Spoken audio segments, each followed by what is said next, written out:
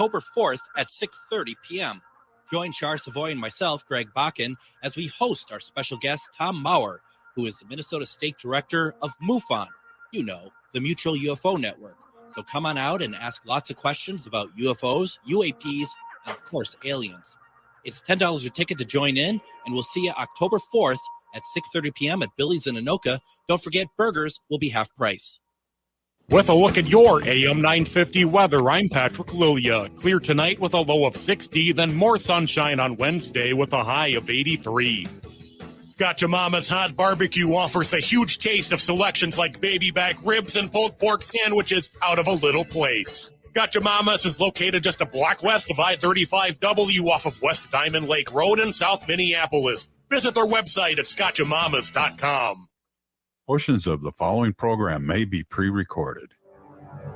The views expressed and the opinions given by the individual host, guest, random reptoid, or chupacabra may not necessarily reflect those of AM 950 Radio, its affiliates, or its sponsors. Now, it's time to step into the unknown.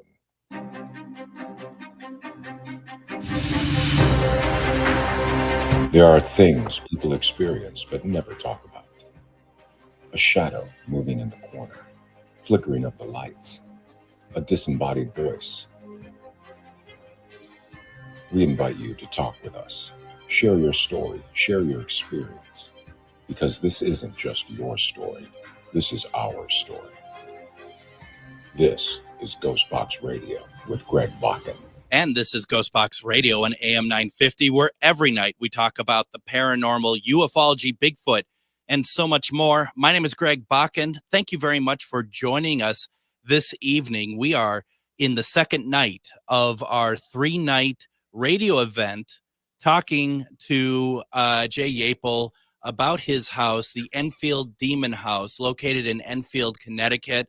This house was built in 1771. If you had not had a chance to listen to last night's episode, definitely go to ghostboxradio.com and find it. We have all of our past episodes there. It is very much worth an opportunity to listen. Now, that being said, I do want to put forth a little bit of a warning for people. I have received a few correspondences today from people who listened last night and said that they got nightmares. And they said that things were things were a little weird. They're not saying it's directly linked to the episode that aired last night, but I do want to put forth a little bit of a warning, a thought, whatever you want to call it, for anybody listening. And this isn't meant to be like an Orson Welles War of the Worlds kind of fear mongering. This is stuff.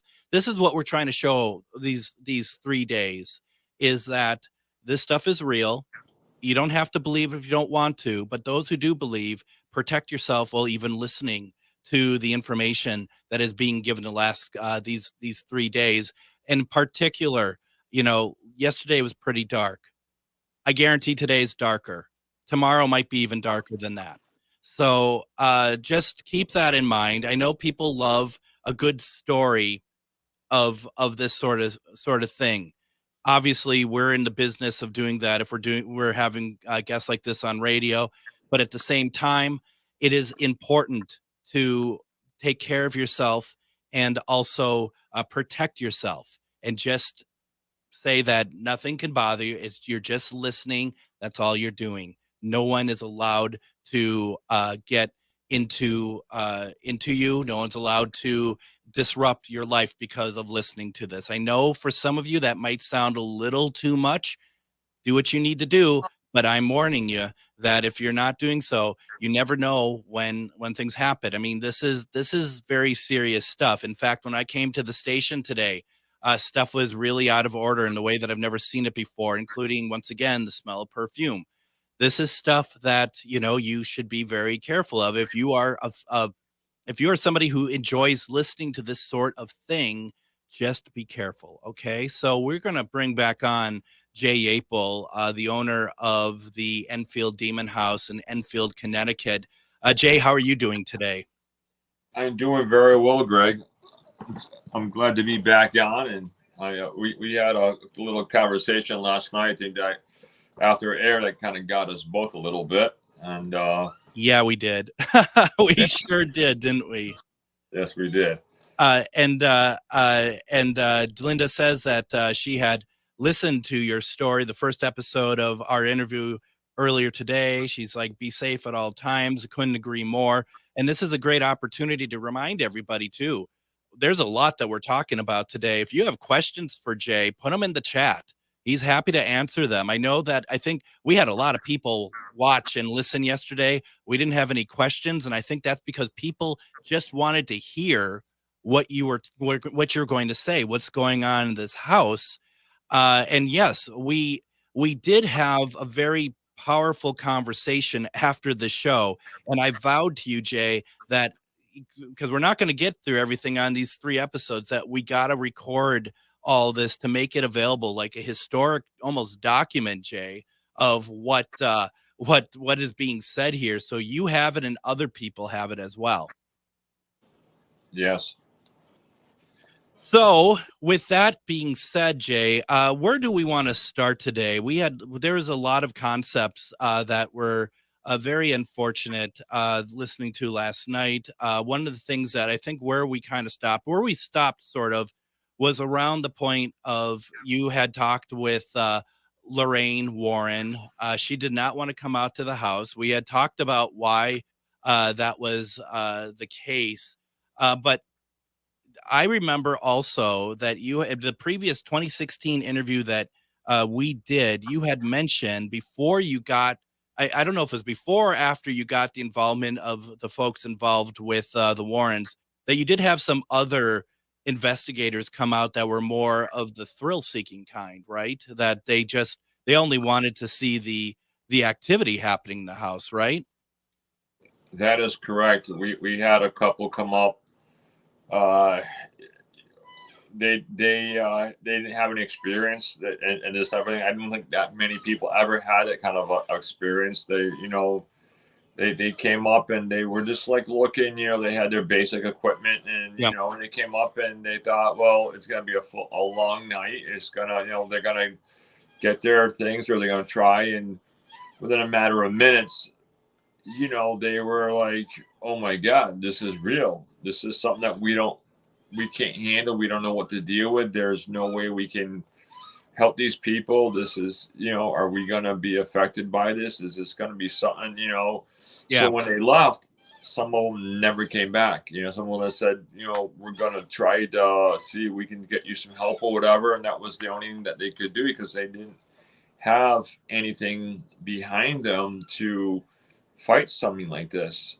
Now, I just wanted to quickly say, it's for people who are listening, Jay is rocking on his chair. It kind of sounds like you're kind of stepping on a baby weasel. So I just want to let you know that it's the creaking is coming through. Actually, yeah. Oh, I'm sorry. My daughter fine. warned me about that yesterday. I have a habit. I'm sorry. No weasels were killed in the making of this radio show. Yeah, no chipmunks. So sorry, Jay. So these are people that some you never heard from again after they came through the first time. Yes, and they had no idea. I mean, they were planning. I think I'm probably coming out, documenting things, sitting here, listening to things and taking some photos and videos. But when they started watching stuff happen, watching a giant banana plant slide 8 feet across the floor right in front of them and have self-levitate, they were like, you know what, we're going to go back. We're going to discuss this. We'll get back to you. And that was it. And then we had another gentleman come up and he was unique. I'm not going to mention any names, but he was kind of like the opposite. He was more of a snake. He saw something that he thought maybe he could capitalize on. And he thought by trying to fake some stuff and trying to do things and bringing people in, he could capitalize on it. But what he didn't realize is that the entity, when you do something like this, the entity like we were talking about, it can lure you in, under false pretenses. And that's what it did to him. It brought him in, and then everything was like, oh, I'm going to do this and that. And then wham, it terrorized him. It scared him to the point where, he got even into some trouble with the law afterwards, all kinds of things. And it was really weird. So I wonder if I those know who thrill that seekers. is. Sorry, go ahead. I said I was wondering if I know who that is. Anyway, okay, yeah. You gotta be careful. I mean, that's the sad thing about it. You gotta be careful of these people, unfortunately, right? And that's like an added dilemma to the fact that you are already facing some very dire situations in your own house. And that's what made it so hard, because when you're seeking for help from somebody, that's listing as paranormal or something like that, you're, as a homeowner, you're going to them saying, hey, I need help. Like you would go to a plumber that said, hey, my drain's plugged, or a electrician that said, hey, my lights aren't working. Yeah. You're hoping they can help you and fix it. And when you go into a paranormal investigation, hey, I have something in my house that's terrorizing me, you're hoping that they got, backup where they can come in, identify it, work with you, go to the clergy if they have to, or go to the right people that they need to, and get you help. And when you realized, what was here was unique, and it was chewing up paranormal teams. There was many teams that came in that ended up breaking apart afterwards. A couple of people are still affected to this day. Yeah. From being in the house, and it was a journey to get to where we are today. So with that, let me know if I'm jumping ahead too much on you here, Jay, because we can always come back, or we can either also just go somewhere else with some of this stuff. But Linda had asked the question of, did anyone ever call in angels to help? And I thought maybe this might be a good opportunity to talk about when you wanted to bring in a priest to do a blessing, or to try to help you in this situation. Well, that's where we had originally brought in. I don't know if I touched base with it yesterday because we covered a lot. The first priest we had called. Stop. Well, it's got reprimanded not to rock the chair. It's good you have people. It's good that you have a team to help you from not rocking in your chair. I know.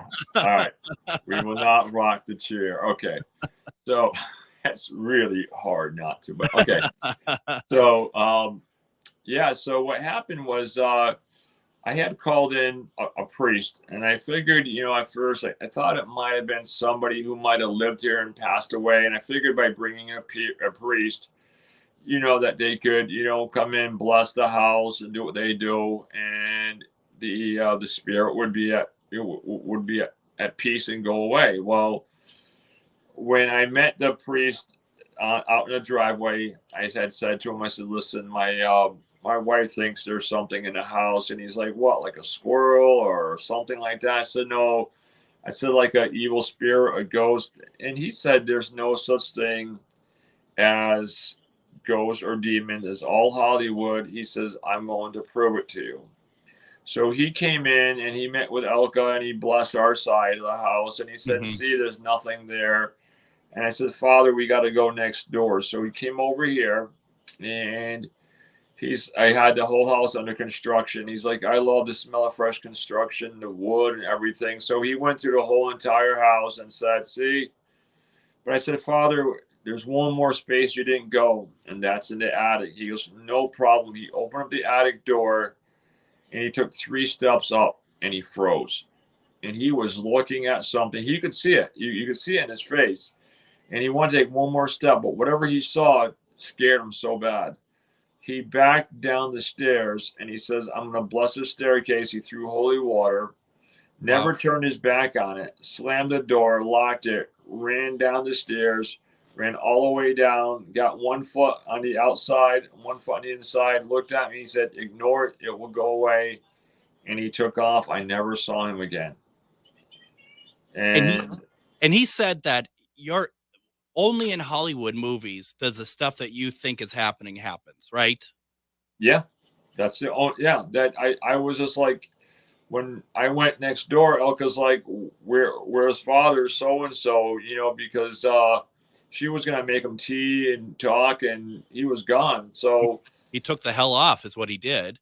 Yeah, he took off. He saw something that really rocked his world, and he never believed something like that could exist. So as that happened, and that brought us closer to seeking, people, because I wasn't going to give up. I had babies in the house. I had my wife. I had animals. People looking to me as the protector, and I have to find an answer. So I kept digging and digging, looking. And like I said, I found the team that worked, that knew Lorraine and Ed Warren. Ed at that time was already passed away. Yeah. And then when I seen them get, almost wiped out and chewed up, I kept looking and looking, and I found a guy in Connecticut, and he dealt with the really serious cases. And so I called him up, and he says, I'm not really interested. He goes, I just got off a really bad case. And he says, but tell me what's going on. So I told him, it was almost 2 hours long. This is back then. And he said, well, I'm going to get you help. But he goes, before I can go to the over to the clergy, he goes, because he was always like, he wanted to verify. He says, is there anybody out there who can verify your stories or anything? So he goes, give me all the names of the teams that were in your house. So I gave him names of everybody, and he says, all right, I'll get back to you. So about 2 weeks later, he called back, and he said, okay. He said, I got enough information to call in. He goes, I work with one priest. His name is Father Robert Bailey, and I'm talking with him, and I'm gonna get him in, and we're gonna see what we can do. So Bob showed up that night with Bailey, and they went through the whole house, did a total investigation. And at this point, Father Bailey, he took it like a regular investigation. He was having, he was having fun too. He was enjoying himself. And all of a sudden, it changed. He realized, you know what? This is not a joke. All of a sudden, he goes down after the break, and he's like, where's my rosary beads? And they're like, Father, you just had them. And he's like, these are very special to me. They're very old. He goes, I got to find them. He goes, it's a personal thing. So he stood in front of us, and he was checking his pockets. He looked everywhere. Everybody was running around the house. And he started walking over towards me and Elka to kind of, console us, like, hey, it's going to be okay. I probably lost them. All of a sudden, Greg, he stops, and he looks down, and his rosary beads were hanging out of his pocket. He could feel this entity take the rosary beads and slide them into his pocket. Could you imagine what kind of feeling that was? Feeling something reach into your pocket. And then he went off and speaking a different language, whether it be Latin, and then he wasn't laughing anymore. And he left, and that was it. And I think he only came back once to film the Animal Planet show. But after that, we reached out to him and said, we need help. So why don't we do this? Before we get even deeper into it, I'd like to go ahead and take a break and get our first break in.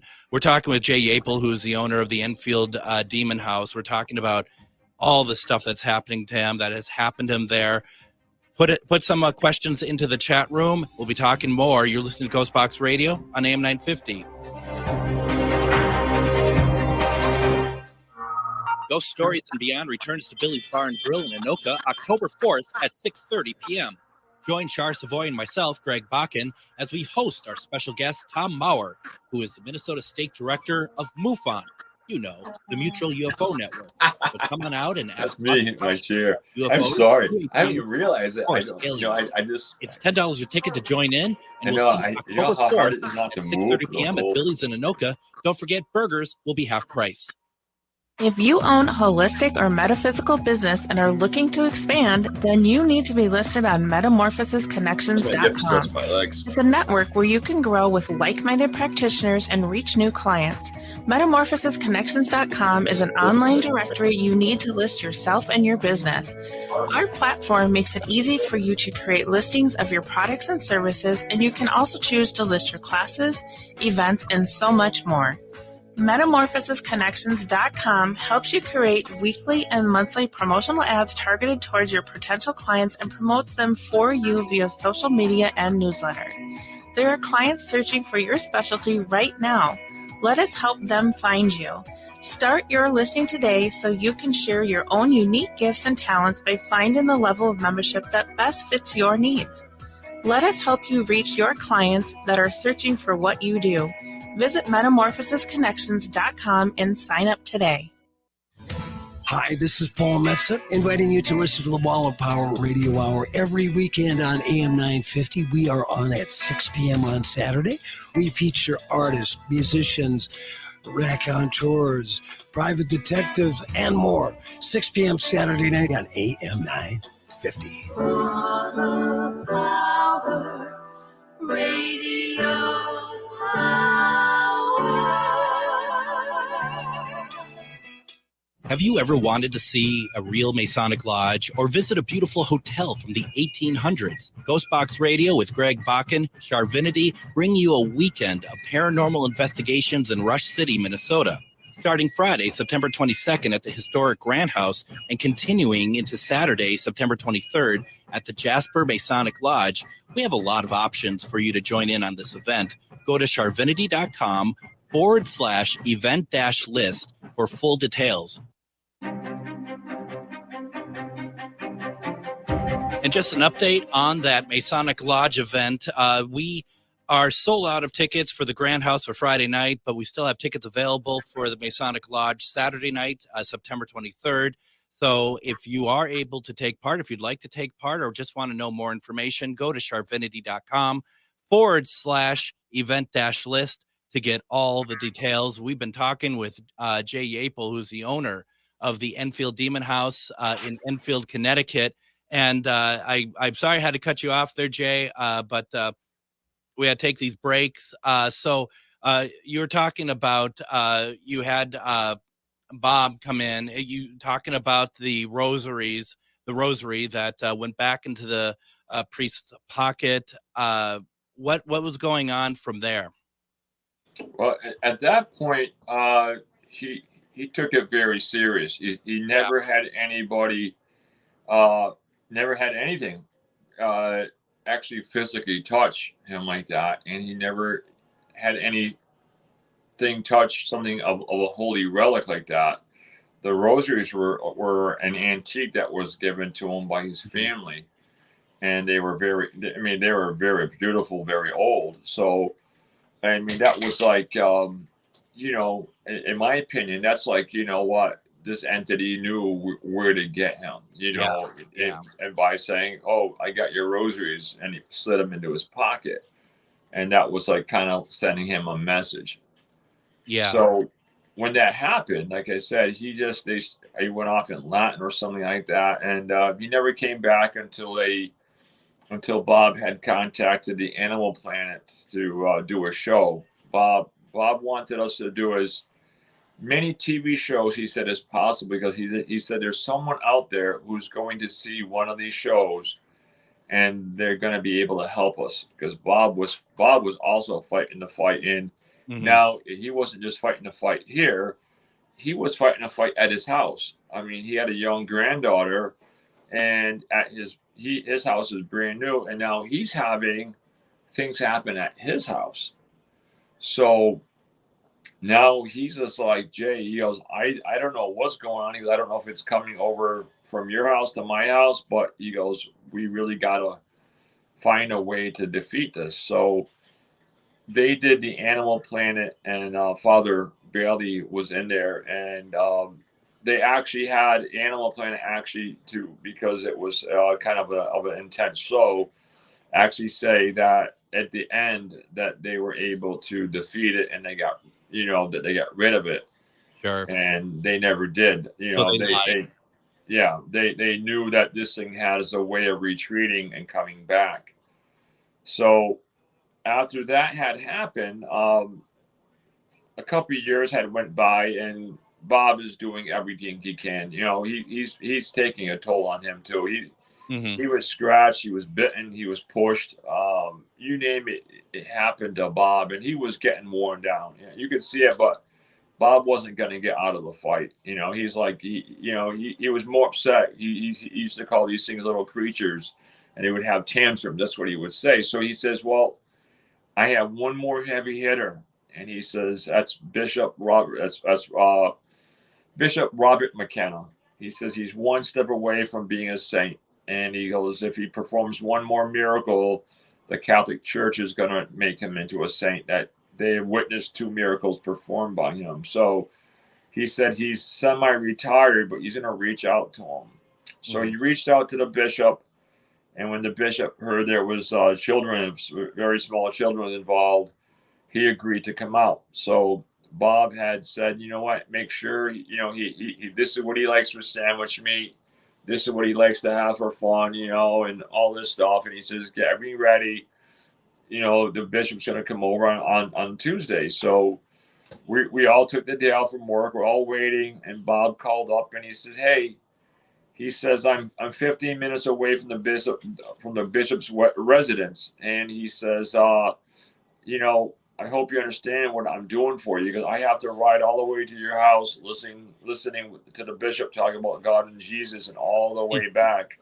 Yeah. And I said, I appreciate it. And so about 10 minutes go by, he calls back and he says, you're not going to believe this. He goes, only from your house. He says, the bishop's secretary just called me and said that the bishop wrote on a piece of paper that he got struck with a mouth infection and can't speak, and he won't be able to come up. And he said, in case if this did come from your house, he said, not to tell you when he's going to come up, to give you a time frame, and he's going to surprise you. Makes sense. And, yep, and that's what he did. It took 3 months for him to get his strength back to come up. And all of a sudden, Bob said, are you guys home? I said, yes, we are. 10 minutes later, in walks this little old man, really gentle, and said, hello, my name is Bishop Robert McKenna. And he goes, and who are you? And really nice guy to even pick his brains on things. And you could tell he you know, there's some people who, you know, he walked the walk and he talked the talk. You know, yeah. You could tell he was true. So he was up and he went through to the house, and every once in a while he would stop and he would look behind him and he said, oh, I haven't started with you little buggers yet. I haven't even started. He goes, be patient, meaning he was talking to the entities. And, you know, and he went through and the whole entire house, and he read the rites to the exorcism. He did everything he possibly could. So at the end he goes, do you need any holy water, Jay? I said, you want me to get you some? Holy water? I said, I need some. So I went downstairs. I came up with 4 gallons of Poland Spring water. And he says, that's a lot of holy water. I said, well, Father, I said, I'm in a battle. I need it. Yeah. So he made 4 gallons of holy water for me. Nice. And as he's doing that, he's blessing all of our crosses and medallions. And he has a little bottle of holy water, about this size, a little bit smaller. Sure. And he's blessing things. And all of a sudden, we're all standing around the dining room table. And he goes down to pick up his holy water. It's gone. And he's like, where's my holy water? Everybody's looking for it. Now, everybody's panicking because now they're like, you just had it 2 seconds ago, Father. And they're looking everywhere. So Bob, you know, Bob was a fearless guy. He just started grabbing everything. He picked up flowers, he picked up books, whatever. And then he picked up the bishop's briefcase. And underneath the briefcase was lying flat his holy water. So this entity in front of everybody, I have no idea how it happened. It just materialized underneath his briefcase. So he got messed with, not only once but twice. So At that point, he remained calm, you know, and he went and he did his thing. And Then he asked Elka for a bowl of water, and so Elka get him a little bowl of water, and he says no. He goes, I asked for a bowl of water, and so Elka's like, what do you mean? So she gets a little bit bigger bowl of water. He goes, no. He goes, honey. He goes, when I ask you for a bowl of water, he goes, I want a bowl of water. So Elka said, I don't know, what do you want? So she came back with a giant soup bowl of water. He goes, now that's a bowl of water. And he goes, Bob, he goes, grab one of the children. And Bob grabs, Elka had no idea. So Bob grabs Courtney, and the bishop puts her over the table and rebaptizes her right there. Then he grabs Mackenzie. They were little. They put them over the table, rebaptized. And the bishop said, he goes, now I know that both of the little children are baptized the right way. And you're fine with that? Yeah, and I was like, okay, and I was like, and Elka was in shock, and I was like, hey, I said, they just got baptized by a bishop. I said, by an exorcist. I said, that's pretty amazing. So we got through that, and so Courtney Bob was kneeling down, and Courtney came up to him. They were toddlers, and Courtney said, is Spooky gone? And Bob said, yeah, Spooky's gone. And the bishop was right there. He grabbed Bob right by the ear and said, don't ever lie to the children. He says, lying to the children is like lying to little angels. He goes, we don't do that. Yeah. He said, we don't know. He said, we hope it's gone. He goes, that's our best thing we can hope. He goes, but they can come back. He goes, and if they come back, he goes, they can come back with a vengeance. And he goes, we don't want that. No. So they end up leaving, and the house felt calm for almost a week. And then the signs started coming back. It's like, I don't think, as the girls call it, Spooky, I don't think left. He probably went on a little mini vacation, and came back. And it came back stronger. Of course it did. Now, let me ask you something. Because you're in the renter side, you said, right? Right now, yes. That's who you are. Is that not the more active side, or is it your side that's more active? They're both the same. The Okay. Spirits go back and forth. They don't recognize it as a duplex. They recognize it as what it must have been like when they were alive. Mm-hmm. So, we, like on this side where we use it, because now it's safe since that one entity's gone, but we use it for paranormal investigations. We rent it out for the night and stuff. And there was, a couple of times where paranormal investigators, it was very active over here, and they were having a good time, communicating with it, that the spirits actually ran next door. They actually came next door, and they were next door with us. And we actually had to call this one guy. His name was August. I said, hey, I said, what are you doing to the spirits? Because they came next door. And he goes, this is amazing. I sat down and, was watching TV, and I said, you guys got to go back next door. I said, go play with August some more. I said, you guys can't be on our side, kind of just like that. And they, kind of calmed down, but it gets pretty active on both sides. So we have about 5 minutes before we go to our next break. Can we talk a little bit about Reverend Neil Farley, please, and his part in all of this? Sure can. After like I said, after Bob told us to do some more shows, he got us in contact with the Discovery, a haunting, and that's when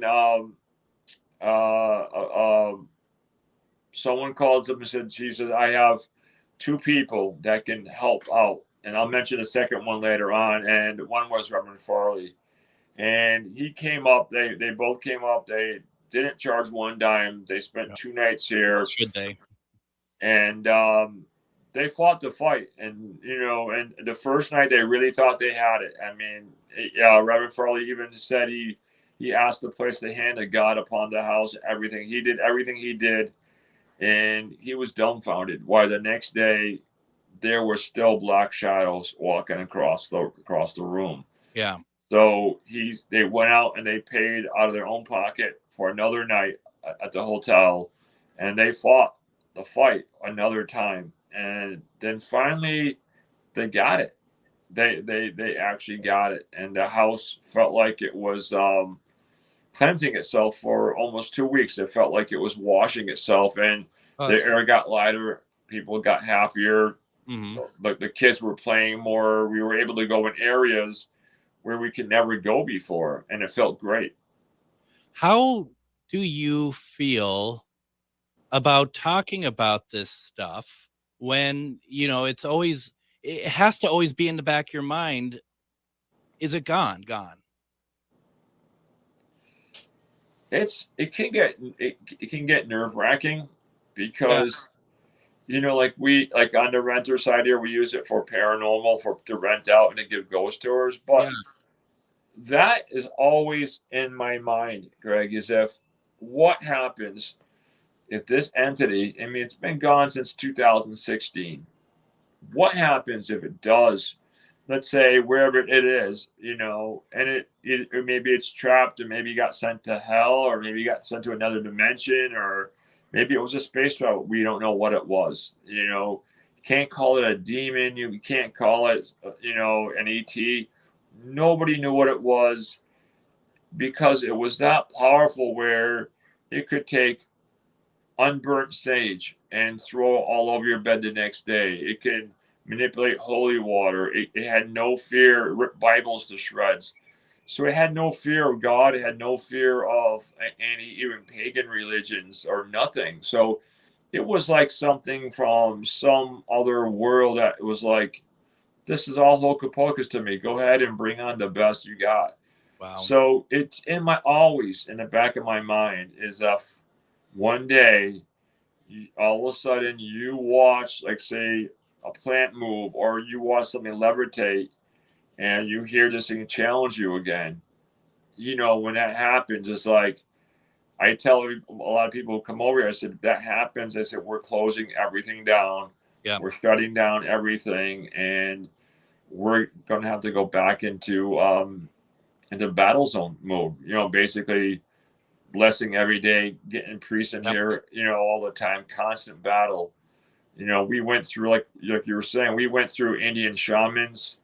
We went through everything, even a high priest that I had brought in from Springfield. I brought in many priests, bishops, some of the best in the day to fight, and to see some of them get wiped out. It was truly amazing to see what happened. Absolutely. So I want to do this because there are a couple things that I want to talk about when we come back from break. One of them is how Jay challenged this entity. I mean, so to speak, challenge. I don't want to put words in his mouth, but he gets an audible reply back. I also want to talk about what happened to his wife, who was on bed rest in the house too. There's a lot to talk about. A couple questions in the chat. We're just getting started, folks. You're listening to GhostBox Radio on AM 950.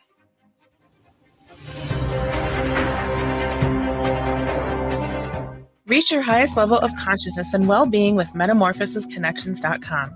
Metamorphosisconnections.com is an online directory of the best holistic and metaphysical practitioners to help you make your most informed choices.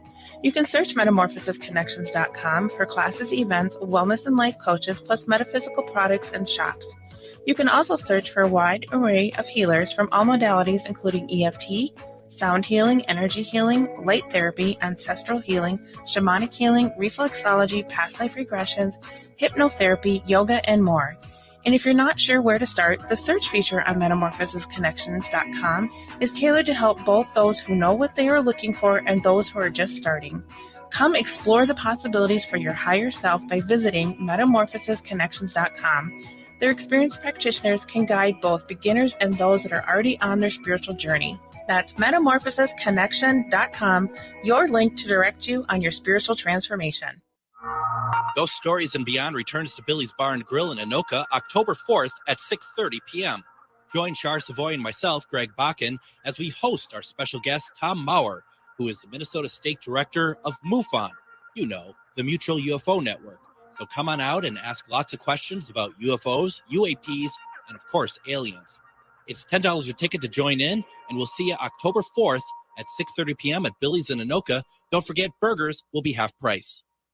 Have you ever wanted to see a real Masonic lodge or visit a beautiful hotel from the 1800s? GhostBox Radio with Greg Bakun, Charvinity bring you a weekend of paranormal investigations in Rush City, Minnesota. Starting Friday, September 22nd at the historic Grant House and continuing into Saturday, September 23rd at the Jasper Masonic Lodge, we have a lot of options for you to join in on this event. Go to charvinity.com/event-list for full details. With a look at your AM 950 weather, I'm Patrick Lilia. Clear tonight with a low of 60, then more sunshine on Wednesday with a high of 83. Gotcha Mama's Hot Barbecue offers the huge taste of selections like baby back ribs and pork sandwiches out of a little place. Gotcha Mama's is located just a block west of I-35W off of West Diamond Lake Road in South Minneapolis. Visit their website at scotchamamas.com. And tomorrow we continue this conversation about the house from a different perspective. We will let Jay talk about that a little bit later here, but we are continuing our conversation with Jay Yaple, the owner of the Enfield Demon House in Enfield, Connecticut. Before we get to stuff, and I want to ask you if we could keep it a little bit brief, though, in the sense I want to get to a couple other things before we wrap up. We have about 14 minutes left. Adam had asked the question, Jay, when we're talking about the houses, and I had this thought myself, when we're talking about the intent and talking about what's going on and you're afraid of stuff coming back, have you ever thought that you're sure that the groups that are coming in are not trying to conjure something that they shouldn't? Because I know of a lot of locations that when left to their own devices, certain paranormal teams and stuff are actually doing more harm than good. That is a great question, Greg. In the early, when we started doing this, we had a friend of ours that we became friends with. We had his company actually led investigations, and they had one of their team members here for the events to make sure that wouldn't happen. Yeah. That's good. But in a way, I pulled back to do the scheduling ourselves because in the short time I've known him, I don't know, something changed and he didn't see it, and I wanted him. I don't know, he was different, so we decided, you know what, we said we're gonna pull back, go on our own again, kind of for his safety, because he was doing too many different locations. So what we do have, we have cameras set up in public places in the house, and we watch. So if we ever see somebody, like for example, we had someone last week, I just said, hey, look at no saging, no Ouija boards, none of that. Come in, make contact, things like that. And if we ever see something like that going on, where somebody brings out a spirit board, a pendulum, we're just going to come over and we're going to say, you know what, to be kind and say, you're done, pack up, you got to leave, you broke the rules. Because we tell them no divination devices, because they don't understand how serious this is, even though they say, oh yeah, we know. You have no idea, because if you do make contact with this one entity and it decides to come back, well, it may not just come back here, it may go back with that person. So we try to, if they come in, with K2 meters or spirit boxes and things like that, that's okay. We never had anything come out like that. We had spirits talk to them and things, but to try to summon something, that's where we watch, absolutely from afar. Yeah. So to kind of move things along here a little bit, because there's a lot that I want to kind of get to before we wrap up.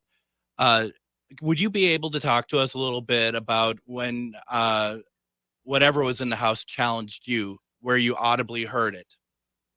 Yes. Well, you bring back some memories. Yes. Sorry. That was way back when my girls said they were babies still, and we just happened to buy a brand new swing set, and Elka was so excited that it was like at 9 o'clock at night. The babies were in bed. We had the baby monitors.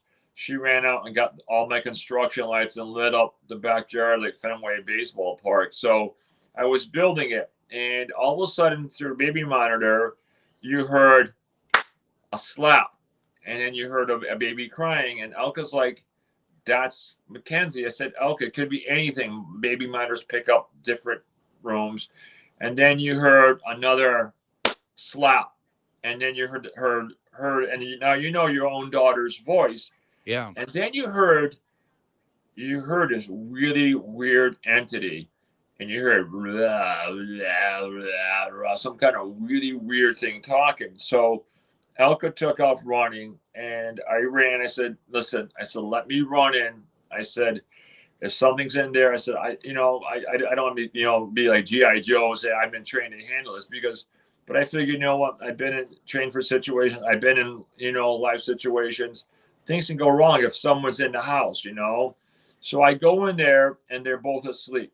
And Elka, and I'm looking around like I know it's coming from my house. And Elka was there. She woke up the babies. And all of a sudden, I said, I just flipped out. I said, "Leave now. If you leave now," I said, "God will have mercy upon your soul." I said, "If you stay, God will take wrath upon you." And that's when this entity literally said, "By whose authority do you have to make me leave?"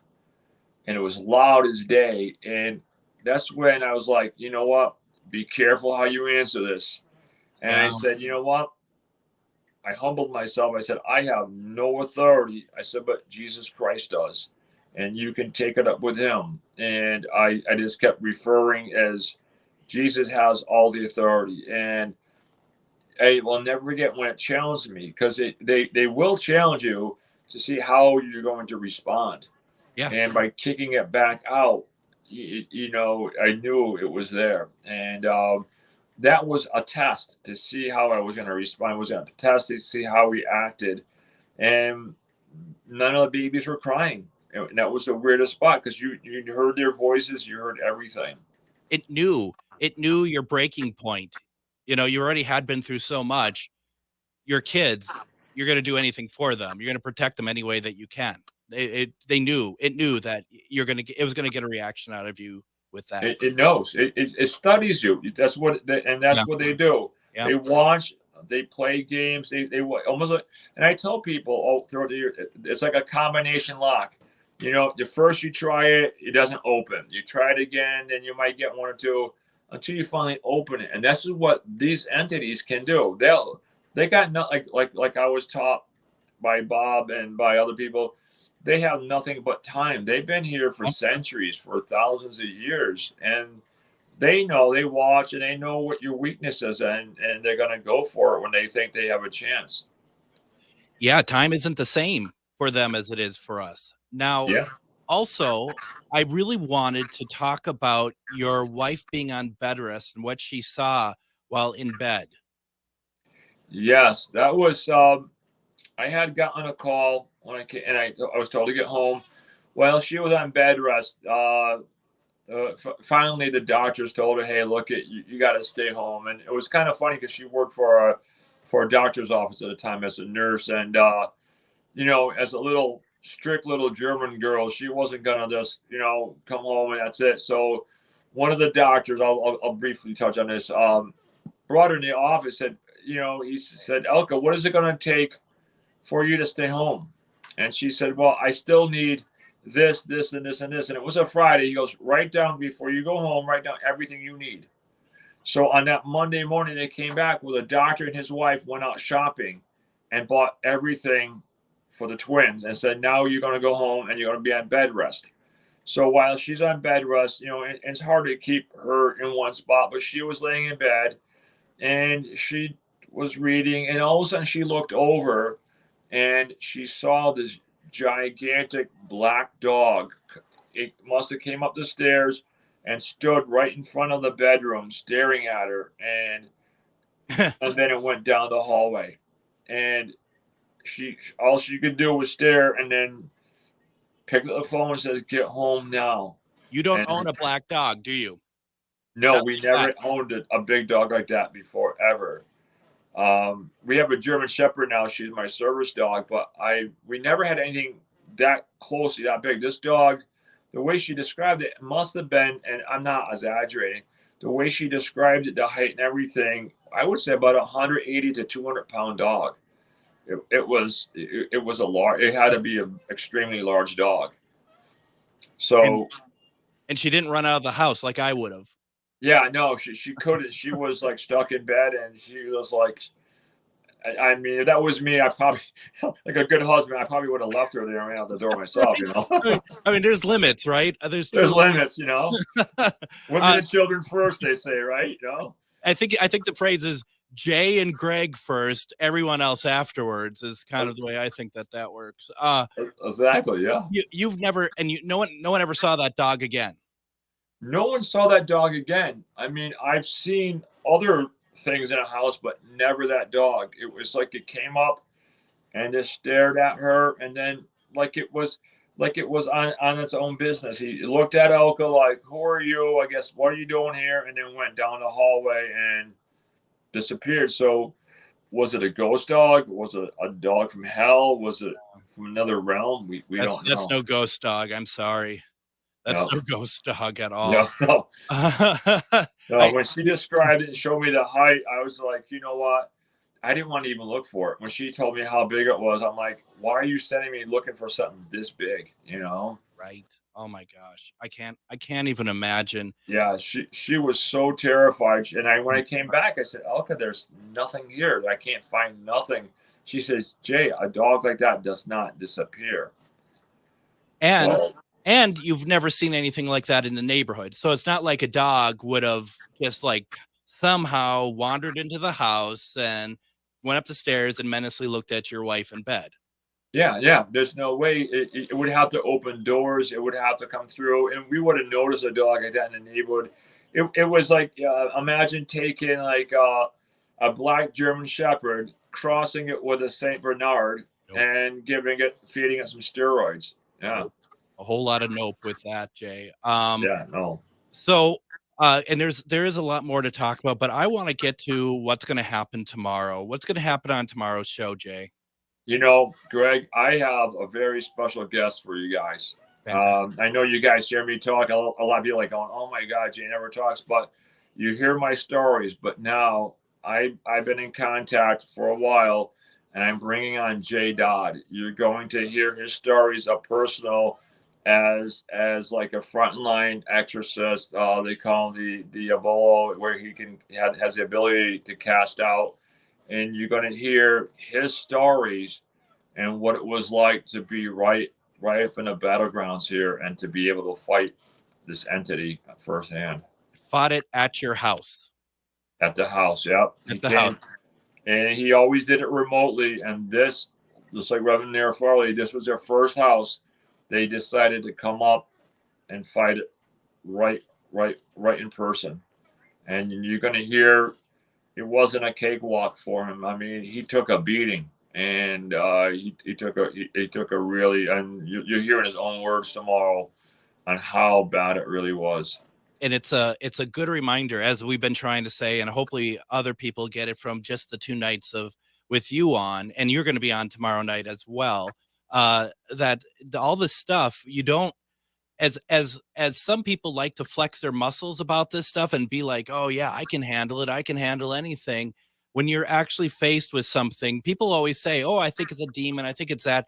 You know when it's a demon, and it's stuff like this that's happening to you, Jay, that happened to you. That's demonic. I mean, there's no 2 ways about that. And I'm pray that it is completely taken from your house. Honestly, bad. That's bad.